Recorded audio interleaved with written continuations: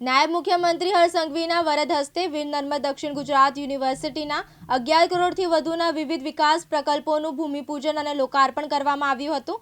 વીએનએસયુ કેમ્પસમાં કલ્પતદુ આરોગ્ય ધન અને સેવા કેન્દ્ર, પુનઃનિર્મિત નર્મદ સ્મૃતિ ભવન તથા પુનઃનિર્મિત ડાઇનિંગ હોલનું લોકાર્પણ તેમજ યુટિલિટી ભવન, મ્યુઝિયમ અને સ્ટાર્ટઅપ ભવનનું ભૂમિપૂજન કરાયું હતું। આ સાથે જ નાયબ મુખ્યમંત્રી હર્ષ સંઘવી જ્યારે કન્વેન્શન હોલમાં આવ્યા ત્યારે હોલની સીલિંગ તૂટેલી હાલતમાં હોવાથી કુલપતિને આ અંગે સૂચના આપી હતી અને ટકોર પણ કરી હતી। ત્યારબાદ પોતાના સંબોધનમાં પણ વિદ્યાર્થીઓને ચિંતા ન કરવા જણાવ્યું હતું।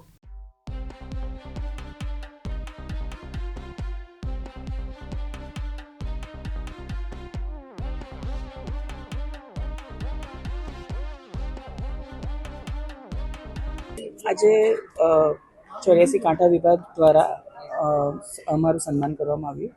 ડેપ્યુટી સીએમ હર્ષભાઈ સંઘવીનું પણ સન્માન કરવામાં આવ્યું અને સમાજના નાતે મારું પણ સન્માન કરવામાં આવ્યું। પહેલીવાર આ સંગઠનની જવાબદારી મળી છે, ખૂબ મોટી જવાબદારી છે, પણ ચોક્કસપણે એટલું કહીશ કે ભારતીય જનતા પાર્ટીને મજબૂત કરવા માટે જે પણ બનતું હશે હું ચોક્કસપણે કરીશ। સાબિર સૈયદ, દિવ્યાંગ ન્યૂઝ, સુરત।